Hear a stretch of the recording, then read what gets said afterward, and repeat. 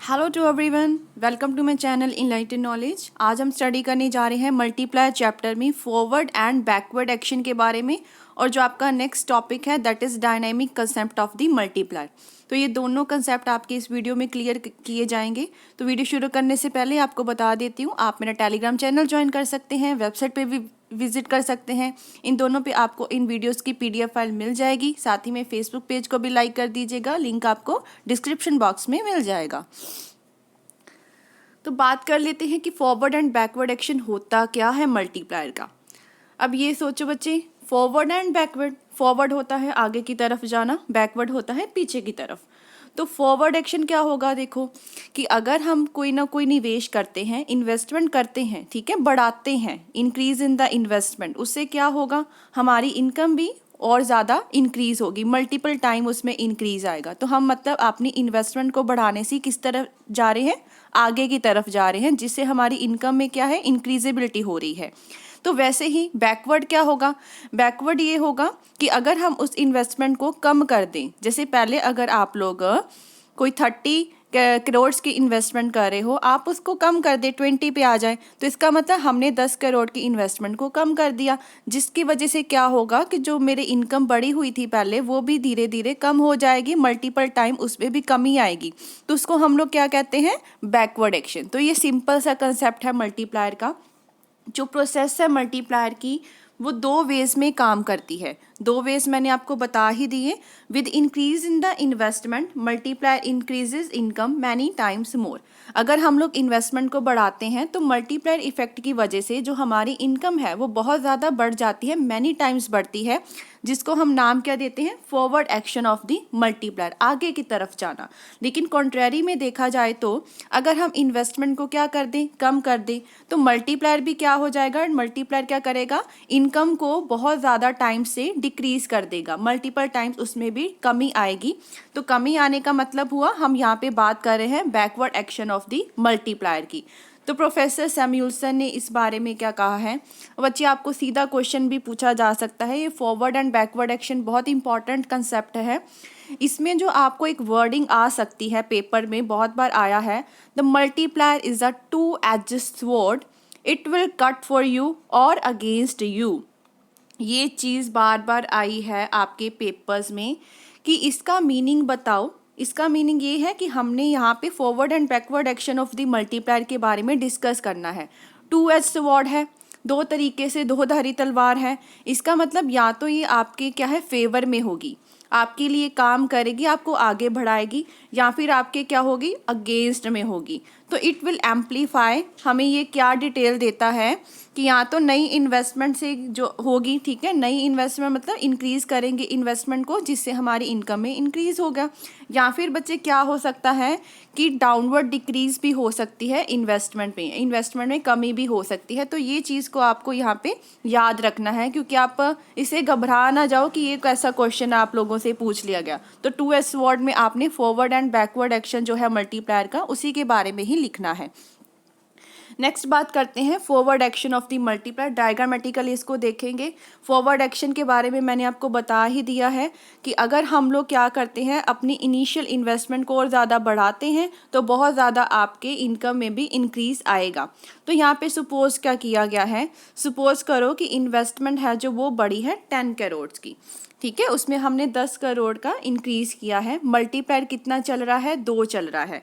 अगर मल्टीप्लायर 2 है, इन्वेस्टमेंट 10 है, तो इंक्रीज इनकम में कैसे ढूंढते हैं, 10 को आप 2 से क्या कर दोगे, मल्टीप्लाई। तो इसका मतलब आपके जो इनकम में इंक्रीज आएगा वो कितने का आएगा, 20 करोड़ का आएगा। क्लियर हो गया यहाँ तक। अब जो फॉरवर्ड एक्शन है मल्टीप्लायर का, वो उस कंट्रीज़ में ज़्यादा देखा जाता है जहाँ पे आपकी मार्जिनल प्रोपेंसिटी टू सेव, मतलब लोग क्या है, जहाँ पे कम सेव करते हैं और ज़्यादा से ज़्यादा क्या करते हैं, कंजप्शन करते हैं। प्रीवियस वीडियो में डिस्कस भी किया हुआ है कि मल्टीप्लायर और एमपीसी में क्या रिलेशनशिप देखने को मिलता है। तो डायरेक्ट रिलेशनशिप होता है। अगर एमपीसी बढ़ेगी तो मल्टीप्लायर भी क्या है, बढ़ेगा ही बढ़ेगा।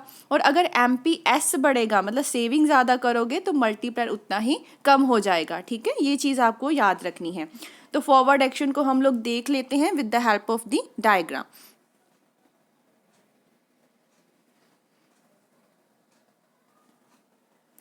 एक्स एक्सिस पे आपको क्या लेना है, इनकम को लेना है, ठीक है। आगे चल के आपको इसकी सारी की सारी जो डिटेल है इस फिगर की नेक्स्ट में आपको बताए होगी। और वाई एक्सिस पे आपको क्या लेना है, एक्सपेंडिचर, खर्चा कितना करवा रहे हो, जिसमें हम लोग कंजप्शन को इंक्लूड करते हैं। तो ये हमारी हो जाएगी एग्रीगेट सप्लाई की कर्व, जो कि प्रोपोर्शन बना है, ठीक है। जितनी इनकम बढ़े उतना अपना एक्सपेंडिचर बढ़ा, एग्रीगेट सप्लाई कर्व। हम लोगों ने कंजप्शन जो हमने पढ़ा था कहाँ से शुरू करनी थी, मतलब ओरिजिन से नहीं स्टार्ट करनी है इसको, क्योंकि इनकम ज़ीरो होने पे भी हम कुछ ना कुछ कंजप्शन ज़रूर करवाते हैं। तो ये हमारी हो गई एग्रीगेट डिमांड की कर्व, जो किससे बनी होती है, कंजप्शन प्लस इन्वेस्टमेंट से बनी होती है। ये चीज़ क्लियर है। हमें यहाँ पे इक्विलिब्रियम पॉइंट कहाँ पे मिल रहा है, ई पॉइंट पे। और यहाँ पे हमारी इनकम कितनी है, 10 की, मतलब 10 करोड़ यहाँ पे लिया गया है। तो फिगर में आपको क्या बताया हुआ है कि आपकी एग्रीगेट डिमांड कर्व हमारी एडी होगी और ये इंटरसेक्ट कर रही है एग्रीगेट सप्लाई कर्व को ई पॉइंट पे। इसका मतलब हमें इक्विलिब्रियम कहाँ पे मिल गया, जहाँ पे हमारी इनकम है यहाँ पे ओ एंड यहाँ पे आपका आ जाएगा वाई पॉइंट। इनकम कितनी है हमारी, 10 करोड़ की है। तो अगर एग्रीगेट डिमांड कर्व क्या है, अपवर्ड शिफ्टिंग कर जाती है, क्योंकि हमने इन्वेस्टमेंट को यहाँ पे क्या है, बढ़ाया है। तो ये अपवर्ड शिफ्टिंग करके पहुँच गई यहाँ पे। तो ये हमारी आ गई एग्रीगेट डिमांड 1, जो कि किससे बनी है, सी प्लस आई तो था ही, साथ में हमने इन्वेस्टमेंट को क्या किया है, उसमें चेंजेस लिए हैं, उसको बढ़ाया है, ठीक है। तो इक्विलिब्रियम जो इनकम है वो कितनी बढ़ जाएगी। अब ये पॉइंट यहाँ पे आ गया इक्विलिब्रियम वाला। अब ये 20 नहीं हुआ, ये कितना हो गया, 30 हो गया। ज़्यादा बढ़ गई आपकी इनकम इन्वेस्टमेंट को बढ़ाने से, और यहाँ पे पॉइंट आपका कितना आ गया, E1 पॉइंट आ गया। तो हमारी जो इंक्रीज वो कहाँ तक बढ़ गई, 30 करोड़ की। तो हमें ये क्या पता लगा कि हमने इन्वेस्टमेंट, देखो बच्चे ये 10 से हो गया 20, इन्वेस्टमेंट को तो कितना बढ़ाया है, 10 करोड़, ठीक है। लेकिन उससे हमारी इनकम कितनी बढ़ी है, 20 करोड़ की।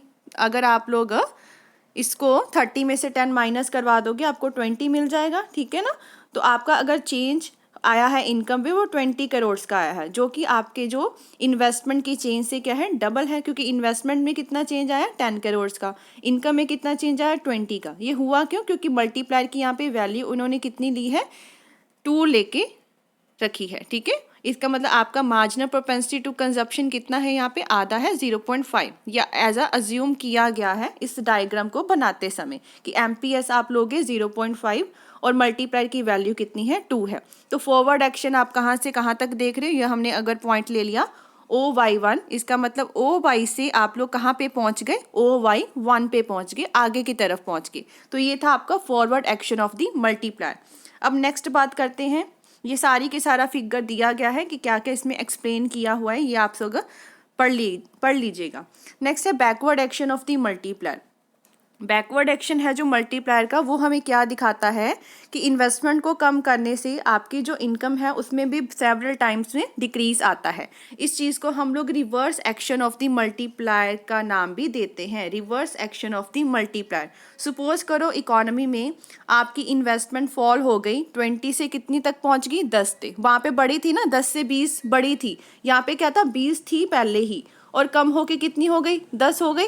तो इन्वेस्टमेंट में कमी कितनी आई, 10 करोड़ की। मल्टीप्लायर कितना चल रहा है, 2 का चल रहा। इसका मतलब इनकम कितनी डिक्रीज होगी, उससे डबल डिक्रीज होगी ना। 10 को मल्टीप्लाई करो 2 से, कितना आ जाएगा, 20 करोड़। तो इनकम पहले कितनी कमा रहे थे, 30 करोड़ की, लेकिन वो पहुंच कहाँ पे गई, 10 करोड़ पे। तो इसकी भी हम लोग फिगर बना लेते हैं। फिगर सेम बनेगी, बस आपको डायग्राम में जो जो चीज़ कंसेप्चुअल है वो आपको बतानी है कि पहले हमारा ये वाला पॉइंट था, अब हम पीछे पहुंच गए हैं, ठीक है ना। अब यहाँ पे आपको थोड़ा सा अलग डायग्राम, ये आपकी क्या होगी, एग्रीगेट सप्लाई का वैसे ही बनेगी। अब जो हमने क्या करना है, कम करना है। तो पहले हम लोग क्या है, ज़्यादा इन्वेस्टमेंट करवा रहे थे, एडी हमारी अब ऊपर है, तब एडी हमारी नीचे की तरफ थी। तो ये पॉइंट क्या आ गया, ई पॉइंट आ गया। इसका मतलब हम लोगों ने क्या किया था, खर्चा इतना किया था, ठीक है, जिससे हमारी पहले इनकम कितनी थी, 30 करोड़ की थी। क्लियर हो गया। अब हमने इन्वेस्टमेंट को क्या कर दिया, कम कर दिया। कम करके कहाँ तक ले आए, 10 पे ले आए। इसका मतलब इन्वेस्टमेंट में कमी कितनी आई है आपकी, 10 करोड़ की, ठीक है ना, 10 की आई है। लेकिन उससे हमारी इनकम में कमी कितनी आ गई, 20 की, क्योंकि ये 30 से कितना तक पहुँच गया, 10 तक पहुँच गया। ये है आपकी बैकवर्ड एक्शन। बैकवर्ड को हमने इस एरो से ही डिफाइन करना है, जैसे कि हमने फॉरवर्ड को इस तरीके से डिफाइन किया था। क्लियर हो गया ये वाला कंसेप्ट। ये आपका अब y पॉइंट कहाँ पे आएगा, ये वाला y1 कहाँ पे आएगा, ये वाला पॉइंट। इसका मतलब आपने जो मल्टीप्लायर की मूवमेंट है, ठीक है, वो कहाँ से शो की है, OY से कहाँ तक पहुँच गई, OY1 तक पहुँच गई, और इसे हम लोग कहते हैं बैकवर्ड एक्शन। तो forward and backward action I hope आपको अच्छे तरीके से क्लियर हो गया होगा। क्लियर है। अब नेक्स्ट कंसेप्ट पे चलते हैं, that is dynamic concept of the multiplier. अब केन्स का जो कंसेप्ट था मल्टीप्लायर का, उसको क्रिटिसाइज किया गया। क्यों? क्योंकि बहुत सारे इकोनॉमिस्ट ने बताया कि ये एक स्टैटिक कंसेप्ट है। इसमें जस्ट इतना बताया गया है कि ऐसे हमारी इनकम कितने टाइम्स के लिए बढ़ेगी, ठीक है ना, ये सारी चीज़ों के बारे में डिस्कस किया गया है। It is a static concept because it simply tells how many times more increase in income will be there as a result of given increase in the investment. कि इन्वेस्टमेंट का इंक्रीज करने से हमारी income कितने times बढ़ी है, बस ये चीज़ ही बताई जाती है। हाउएवर ये कंसेप्ट आपको रिवील नहीं करता कि हमारी जो इन्वेस्टमेंट होने का टाइम और हमारी इनकम के बढ़ने के टाइम में जो टाइम लैग है वो कितना है, कितना हमें टाइम लगा है। अब देखो रजे, निवेश हमने कब किया, लेकिन उसका जो हमें प्रॉफिट मिलता है या इंक्रीजिबिलिटी देखने को मिलती है वो बहुत समय बाद देखने को मिलती है। और केन्स ने इस कंसेप्ट को डिस्कस ही नहीं किया कि बीच में टाइम लैग कितना है। According to professor Hart, Keynes का जो कंसेप्ट है मल्टीप्लायर का, वो एक स्टैटिक कंसेप्ट है, क्योंकि वो फेल हो गया उसको एक्सप्लेन करने के लिए क्या प्रोसेस लगती है, क्या टाइम लैग है, मल्टीप्लायर कैसे इन्फ्लुएंस होता है। क्योंकि जब टाइम लैग की बात करते हैं ना, मान के चलो आज मैंने किसी चीज़ की प्रोडक्शन की, लेकिन उसको मार्केट में पहुंचने तक बहुत टाइम लग जाता है, और उसके बीच में बहुत सारी कंडीशंस आपको देखने को मिलती है कि पॉपुलेशन में चेंज आ जाना, टेस्ट प्रेफरेंस का चेंज आ जाना, बहुत सारी कंडीशंस देखने को मिलती है। तो इस बारे में केन्स ने बिल्कुल नहीं बताया। केन्स ने सिंपली क्या बताया, एक फाइनल कंक्लूजन निकाल दिया कि हाँ इतने टाइम्स आपकी इंक्रीजेबिलिटी हो जाएगी इनकम में। तो मॉडर्न इकोनॉमिस्ट स्टडी करते हैं मल्टीप्लायर को एक डायनामिक फॉर्म में, जिसमें वो प्रोसेस भी दिखाते हैं मल्टीप्लायर की, एक टाइम लैग्स को दिखाते हैं। तो इसमें इन्होंने अजम्पशंस क्या ली है। पहली अजम्पशन है जो कंजप्शन है करंट पीरियड की, वो डिपेंड करती है किसकी इनकम पे, प्रीवियस की इनकम पे। अब देखो, आज की कंजप्शन जो मैं कर रही हूँ वो मेरी आज की इनकम से थोड़ी ना आ रही है, मेरी इनकम तो मंथ के बाद आएगी। सपोज करो ना, किसी की इनकम मंथ के बाद आती, किसी के हफ्ते बाद आती, जैसे भी आ रही है, तो मेरी जो इनकम है वो प्रीवियस ईयर की ली गई है इसमें, ठीक है, और प्रीवियस पीरियड की इनकम पे ही आज की मेरी जो कंजप्शन है वो डिपेंड करती है, ना कि करंट पे डिपेंड करती है। तो ये डायनामिक कंसेप्ट हुआ कि आज की मेरी कंजप्शन वो डिपेंड करती है, मेरे प्रीवियस पीरियड की इनकम पे डिपेंड करती है। तो आज की कंजप्शन को लिखा किससे जाता है, CT, टाइम पीरियड, आज का करंट, और इनकम का क्या लिया है, प्रीवियस। तो प्रीवियस को कैसे लिखना है, T-1, उससे पीछे वाला साल लिख के चलो, ठीक है, T-1। सेकेंड चीज़ क्या है, टाइम लैग होता है इन्वेस्टमेंट के बीच में और इनकम के बीच में, जो मैंने आपको पहले ही बताया। अदर वर्ड्स में हम लोग कह सकते हैं जो कि इन्वेस्टमेंट है पीरियड T की, ठीक है, पीरियड T की जो निवेश है will increase income in the period T+1। आज ही निवेश किया तो आज ही इनकम बढ़ जाएगी, ऐसा नहीं हो सकता। डायनामिक है हमारी इकोनॉमी, तो इसका मतलब आज की जो हमारी इन्वेस्टमेंट है वो आपको नेक्स्ट पीरियड्स में जाके क्या है, इनकम में इंक्रीज लेके आएगा। तो उसको लिखा कैसे जाता है, T+1। T+1 क्या हो गया, नेक्स्ट वाला जो ईयर, वो किसका फंक्शन होता है, आज की इन्वेस्टमेंट का। इन्वेस्टमेंट आज की, लेकिन उसका प्रॉफिट, उसका जो फ़ायदा है वो आपको कल देखने को मिलेगा। तो इस तरीके से हमने इसको एक्सप्लेन करना है। अब आ जाइए एक्सप्लेनेशन पे। मॉडर्न थ्योरी है जो डायनामिक मल्टीप्लायर की, वो हम लोग टेबल की हेल्प से एक्सप्लेन करेंगे और फिगर की हेल्प से। It should be remembered that there is time lag between change in investment and consequent change in the income. Investment होने में और इनकम के बढ़ने में टाइम लैग होता है, ठीक है। When ever initial investment is increase, जैसे ही आज की इन्वेस्टमेंट को हम लोग बढ़ाएंगे तो बहुत ज़्यादा टाइम लग जाता है, किसको, इनकम को इंक्रीज होने में। तो ये जो इंक्रीज है इनकम में वो इमीडिएटली नहीं होता है, उसमें कुछ ना कुछ टाइम लैग होता है। और उस टाइम लैग में क्या होता है कि बहुत सारी चेंजेस अक्कर होना शुरू हो जाती है, जैसे कि इन्वेस्टमेंट में इंक्रीज आ जाना, कंजप्शन में इंक्रीज आ जाना, खर्चे में इंक्रीज आ जाना, जिसका इफेक्ट किस पे देखने को मिलता है, इनकम पे देखने को मिलता है। तो इसी वजह से हम लोग मल्टीप्लायर में दोनों कंसेप्ट लेके चलते हैं, शॉर्ट टर्म का भी और लॉन्ग टर्म की कंडीशंस को भी लिया जाता है। तो हैंसन ने इसको नाम क्या दिया है, ट्रू मल्टीप्लायर का नाम दिया है, क्योंकि डायनामिक है, इसमें short term and long term दोनों की बात की गई है, तो ट्रू मल्टीप्लायर है। डायनामिक कंसेप्ट है जो मल्टीप्लायर का, वो हमें बताता है how from the time of the initial change in investment the process of multiplier moves on, कि कैसे कैसे किस तरीके से किस टाइम इंटरवल्स लग रहे हैं कि मल्टीप्लायर हमारा ऐसे चलता ही जा रहा है, मूव ऑन करता जा रहा है। हर पीरियड में जो कंसेप्ट है मल्टीप्लायर का वो कुछ ना कुछ सेंस देता है, जो हमें बताता है कि हमारी जो एग्रीगेट डिमांड इंक्रीज हो रही है वो किससे मिलके बनी होती है, aggregate increase in investment into marginal propensity to consume. इस तरीके से हम लोग जो इंक्रीज है एग्रीगेट डिमांड में उसको निकालते हैं कि हमारी इन्वेस्टमेंट में कितना इंक्रीज आया और हमारी एमपीसी कितनी चल रही थी। इसका मतलब जो हमारी मार्जिनल प्रोपेंसिटी टू कंज्यूम है वो किस पे डिपेंड करती है, वो डिपेंड करती है एक सर्टेन पे और pre conceived expenditure lag in the future. ठीक है, प्री कंसीव्ड मतलब अर्ली ही किसी चीज़ को हमने फॉर्म अप करके रखा है कि क्या आगे चल के खर्चा होने वाला है फ्यूचर में। If actually it is the case we get a pragmatic concept which is no longer tautological. अगर हम लोग ये सारी चीज़ों को मान के चले तो हमें एक क्या मिलता है, प्रैक्टिकल कंसेप्ट मिलता है, ना कि टॉटोलॉजिकल। टॉटोलॉजिकल होता है कि हम लोग पुराने आइडियाज़ को ही रिपीट करी जा रहे हैं, तो वो चीज़ नहीं रहेगी, हमें एक प्रैक्टिकल फॉर्म मिल जाती है। बहुत ज़्यादा टाइम्स में देखा गया है many times lags influence the process of the multiplier. बहुत ज़्यादा जो टाइम लैग्स है मल्टीप्लायर की प्रोसेस को क्या है, इन्फ्लुएंस करते हैं।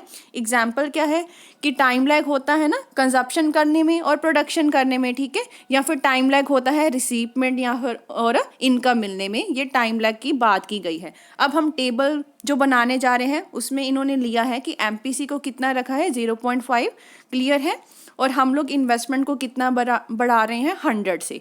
अच्छा ये देखो सारा टेबल पिछले कंसेप्ट से बिल्कुल सेम है, स्टैटिक वाला ही है, बस यहाँ पे प्रोसेस को दिखाया गया है कि कैसे कैसे ये चीज़ें चल रही हैं। वहाँ पर भी मैंने एरोस की हेल्प से आपको बताने की कोशिश की थी ना, वहाँ पे हमने जस्ट कंजप्शन तक पढ़ा था, सेविंग का कंसेप्ट नहीं पढ़ा था। यहाँ पे इन्होंने इंक्लूड किया है कि अगर आपकी इनकम है उसमें से कुछ हिस्सा कंजप्शन पे दे रहे हो, कुछ हिस्सा आप लोग सेविंग पे दे रहे हो। तो आपकी बुक्स में आपको देखने को मिल सकता है कि 0 राउंड से स्टार्ट किया गया है।